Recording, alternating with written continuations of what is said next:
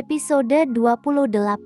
Angin malam berhembus pelan di balkon villa, membawa dingin yang menenangkan sekaligus menyisakan sepi yang panjang. Nalina berdiri diam, menatap gelapnya langit tanpa bintang. Tatapannya kosong, namun pikirannya penuh. Ia sedang menghitung ulang hidupnya, bukan tentang masa lalu, tapi tentang langkah berikutnya. Ia tahu, jika ia mau, ia bisa kembali kapan saja, kembali ke rumah besarnya, kembali pada kenyamanannya, kembali menjadi putri kesayangan yang tak perlu berjuang untuk apapun. Orang tuanya telah menyiapkan segalanya, bahkan sebenarnya dia tak perlu bersusah payah. Tapi bukan itu yang ia inginkan. Nalina menggenggam tangannya sendiri. Ia pernah pergi dari rumah dengan tekad untuk mandiri. Meski akhirnya ia jatuh, meski akhirnya ia hancur, tapi satu hal yang tak bisa ia pungkiri, ia pernah merasakan arti hidup. Rasa puas saat bekerja, rasa bangga saat menyelesaikan sesuatu dengan usahanya sendiri. Rasa berharga saat ia berdiri bukan karena nama besar keluarganya. Dan kini, ia ingin kembali ke sana, lebih kuat, lebih dewasa, dan menjadi Nalina yang baru. Tanpa ia sadari, seseorang sudah berdiri di sampingnya, Devano. Ia memperhatikan Nalina cukup lama, diam, tanpa mengganggu. Sampai akhirnya ia merangkul pundaknya pelan. Nalina terkejut, matanya membelalak. Devano, kamu membuatku kaget. Habisnya kamu diam saja seperti patung, bahkan tidak berkedip. Nalina tersenyum tipis, lalu kembali menatap ke depan.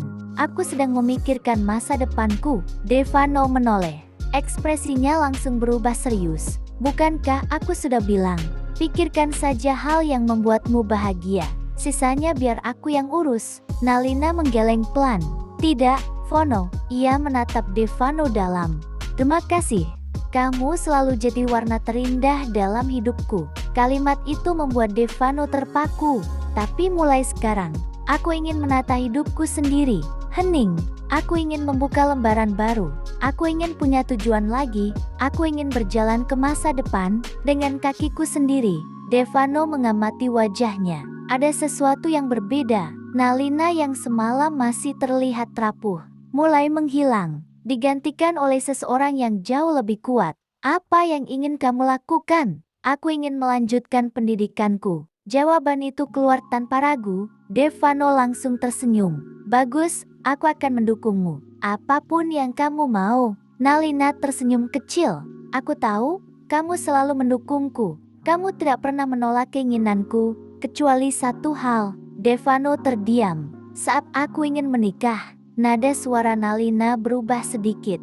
Kamu sempat melarangku, tapi kamu tidak cukup keras menahanku. Ada penyesalan yang menyelinap, dan akhirnya aku terjebak dengan pria itu. Devano langsung memeluknya dari belakang erat. Maafkan aku, suaranya berat.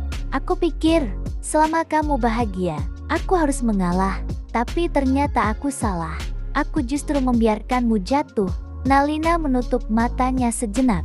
Tidak, saat itu aku yang keras kepala. Ia tersenyum pahit. Aku tidak mau terus hidup di masa lalu, Vono. Aku ingin fokus melihat ke depan. Aku ingin kuliah lagi. Devano mengangguk cepat. Kalau begitu, kuliah di tempatku saja. Aku tahu sistemnya. Aku bisa bantu kamu lebih mudah. Nalina langsung menoleh. Tidak, Vono. Nada suaranya lembut, tapi tegas. Aku tidak mau selalu bergantung padamu. Devano terdiam. Aku ingin mencoba sendiri. Aku ingin mandiri. Sungguhan. Devano tersenyum kecil. Tapi ada sesuatu di matanya, sesuatu yang tak bisa ia sembunyikan. Kalau kamu tidak manja, itu bukan Nalina yang aku kenal. Nalina langsung memukul lengannya. Bagaimana aku bisa mandiri kalau semua orang memperlakukanku seperti ini? Devano tertawa pelan. Kalau begitu, setidaknya izinkan aku tetap ada di dekatmu. Nalina menatapnya lama. Sepertinya, aku memang selalu membutuhkanmu. Devano tersenyum. Dan aku suka kamu membutuhkanku selamanya. Nalina memutar bola matanya. Sudahlah, ayo kita istirahat. Ia berbalik. Kita tidur. Devano mengangkat alis. Maksudnya tidur bersama. Nalina langsung menepuk dahinya. Kamu ini ya, jangan kurang ajar. Kita bukan anak kecil lagi. Nalina berjalan masuk, meninggalkan Devano yang masih berdiri di balkon. Menatap punggungnya dengan senyum yang perlahan memudar. Karena jauh di dalam hatinya, ia mulai merasakan sesuatu yang tidak ia sukai. Nalina mulai ingin berdiri sendiri. Dan itu berarti, ia tidak lagi sepenuhnya bergantung padanya. Ia takut kehilangan Nalina untuk kedua kalinya. Di tempat lain, mobil melaju cepat menembus malam. Dion menggenggam setir dengan kuat, wajahnya penuh tekanan. Di kursi belakang, Martha dan Dena terus mengomel tanpa henti. Semua ini salah kamu. Kalau kamu tidak selingkuh, kita tidak akan seperti ini. Dion akhirnya mengerem mendadak. Cukup, suasana langsung hening. Untuk pertama kalinya, ia membentak ibunya sendiri. Aku juga capek, Bu. Aku sudah kehilangan semuanya. Pekerjaan, rumah, bahkan Lina juga pergi dan tak mau bertemu denganku lagi. Nama itu membuat dadanya sesak. Ia menunduk, napasnya berat. Aku akan mencari dia. Aku tidak percaya dia keluar negeri. Ada sesuatu yang tidak masuk akal. Matanya menyipit. Dan aku akan menemukannya. Apapun caranya. Sementara itu, di dashboard mobilnya, sebuah pesan masuk dari nomor orang suruhannya. Berisi satu foto. Foto Nalina di sebuah tempat yang tidak ia kenal. Dion membelalak. Tangannya bergetar.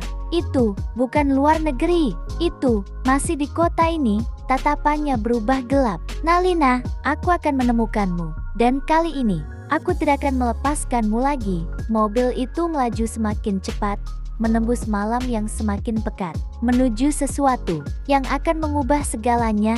Bersambung.